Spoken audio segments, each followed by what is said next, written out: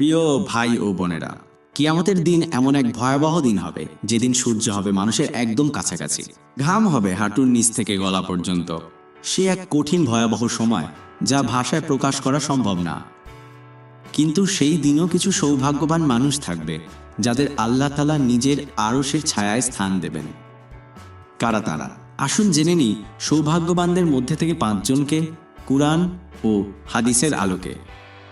চলুন আজ জেনে নিই কারা সেই ভাগ্যবান 5 জন ব্যক্তি। 1. ন্যায়পরায়ণ শাসক। নবীজি সাল্লাল্লাহু আলাইহি সাল্লাম বলেন, রাজুলুন ইমামুন আদিল। অর্থ একজন ন্যায়পরায়ণ শাসক। এই পৃথিবীতে যার হাতে বিচার, শাসন বা নেতৃত্ব দেওয়া হয়েছে এবং সে যদি আল্লাহ ভীরু হয়ে ন্যায়ের মাধ্যমে শাসন করে, তবে সে হবে কিয়ামতের দিনে আরশের ছায়ায় আশ্রয়কারীদের একজন। এক্ষেত্রে ছোট থেকে বড় নেতৃত্ব অন্তর্ভুক্ত, যেমন পরিবার প্রধান, মসজিদের ইমাম, ক্লাস ক্যাপ্টেন, এমনকি কোনো দায়িত্বশীল ব্যক্তি। 2. এমন যুবক যে তার যৌবন আল্লাহর ইবাদতে কাটিয়েছে। নবীজি সাল্লাল্লাহু আলাইহি সাল্লাম বলেন, ওয়াশাবুন নাশাআ ফি ইবাদাতিল্লাহ। অর্থ যে যুবক আল্লাহর ইবাদতের মধ্যে বেড়ে উঠেছে। যৌবন এমন একটি সময় যেখানে প্রবৃত্তি, দুনিয়ার মোহ, গুনাহের ডাকে মানুষ এই সময় দ্রুত সাড়া দেয়। এই সময়টাতে যদি কেউ আল্লাহর ইবাদতে মগ্ন থাকে, 5 ওয়াক্ত সালাত আদায় করে, গুনাহ থেকে দূরে থাকে, তবে সে হবে আরশের ছায়া লাভকারী। 3. এমন ব্যক্তি যার হৃদয় মসজিদের সাথে লেগে থাকে। নবীজি সাল্লাল্লাহু আলাইহি সাল্লাম বলেন, ওয়ারাজুলুন কলবুহু মুআল্লাকুন ফিল মাসাজিদ। অর্থ যার হৃদয় মসজিদে লেগে থাকে। যে ব্যক্তি নামাজ পড়ে মসজিদে গিয়ে আবার ঘরে এসে মনে করে আবার কখন মসজিদে যাব, এই ভালোবাসা আল্লাহ তাআলা পছন্দ করেন।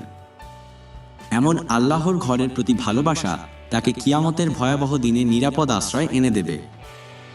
4. এমন 2 ব্যক্তি যারা শুধুমাত্র আল্লাহর জন্য একে অপরকে ভালোবাসে।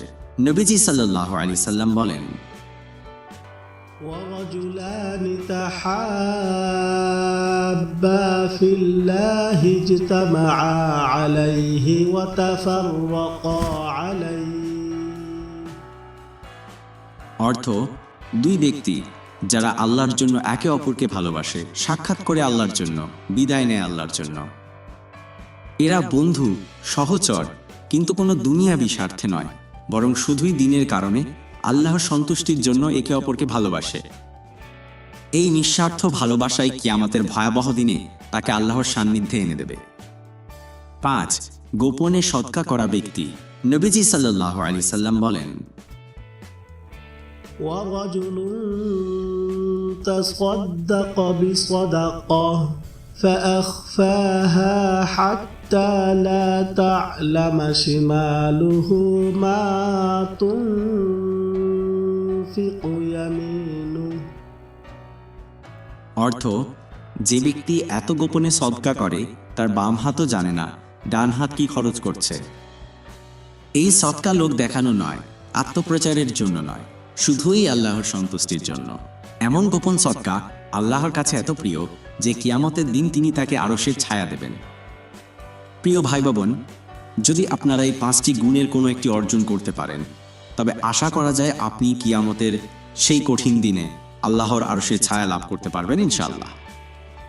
চলুন আজ থেকেই আমরা চেষ্টা করি অন্তর দিয়ে যেন আমাদের নামটি থাকে সেই সৌভাগ্যবানদের তালিকায়।